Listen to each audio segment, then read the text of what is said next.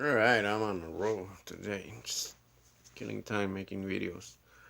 I just made a video on recommended ammo and weapons, different firearms. So I'm making now on recommended blades for shit hit the fan scenario.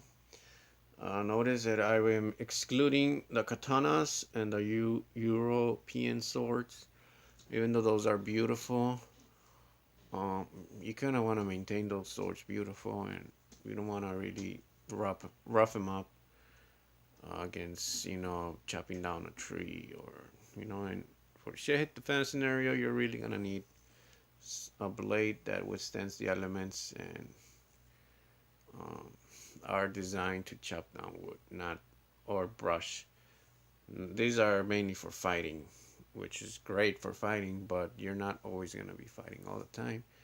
And with a machete you could actually fight also, especially if you get a like a 3/16 inch um, thick machete, heavy duty, not just a regular. Like the Latin machete is very thin because they use it in the jungles, South America.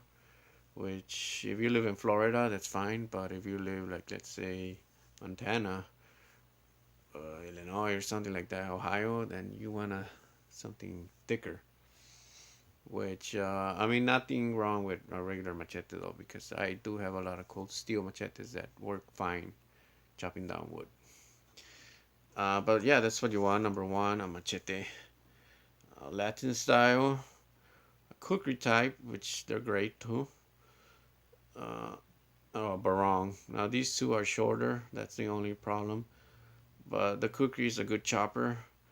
The barong is a good chopper, and it has a deadly point, which you can use for thrusting, kind of like a gladius sword. So that's perfect. The Latin machete, I mean, you could thrust, but it's more designed to you swoop down. So this is where I recommend a machete, and it's up to you which one of these. Depends on the area where you live too, the type of bush that's in your available area. An axe, if you live in the United States, Canada, you're gonna want a good axe, broadhead, or you gotta chop wood for camping, or you could take a tomahawk for fighting. But for me, I chose an axe that has it's a carpenter's axe, and I could also nail use it for nailing. So it's up to you. Number three, a saw. You can use those folding saws that they sell at Walmart, Gerber grills or whatever, um, or a big saw like it's kind of like a bow. Those are great, but they're big. But for a bug out, probably a folding saw. For stationary, a big saw. Number four, a combat knife. Probably something like in the range of a K-bar or a Bowie, a heavy duty Bowie knife. Which there's some Bowie knives that could easily replace machetes, if you don't want a machete. Because they're thick and, they've been around and they're proven. And I love the heavy Bowie knives. But K-bars are beautiful too. Marines use those. Number five, folding knife. Cold steel, you name it.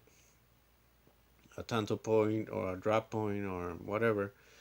I like the Spider Coast because they're very sharp, but I don't know how heavy duty they will be. Will they break? I don't know, but there's different kinds of blades. I got a lot of cold steels, and they come in all sizes. But I just wanted to make the point. It's a folding knife. Number six, a fixed blade. Yeah, like a small kitchen knife, a Mora knife, a Skinner, a fillet knife, something very sharp.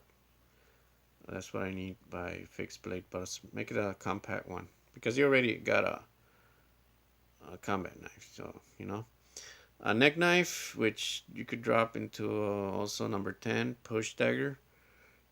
Neck knives. They come in different points also.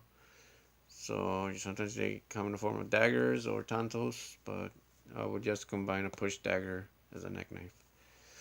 Number eight, boot knife. Also comes in different forms, but for the most part, dagger like. I think that's very important. A good boot knife. And number nine, a karambit. Karambit. Well, the guy was gonna be if you fight with a karambit, he's gonna be very bloody.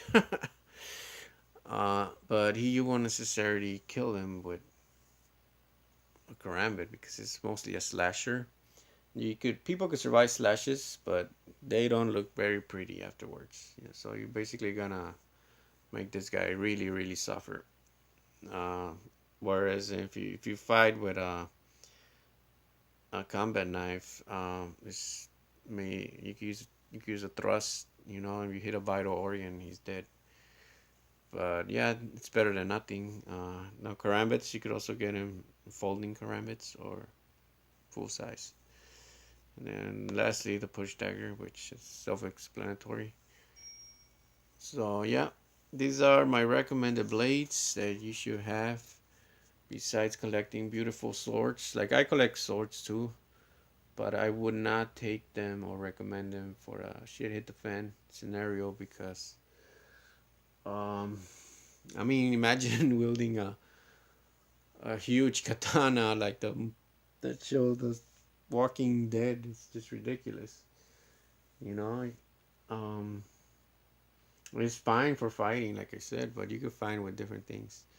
I'm gonna make a video right now on items that's gonna help you survive. Like bows and arrows and all that stuff.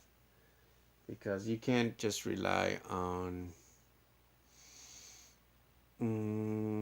firearms. Sometimes you gotta go medieval. All right, people, take care. Gotta go. Bye bye.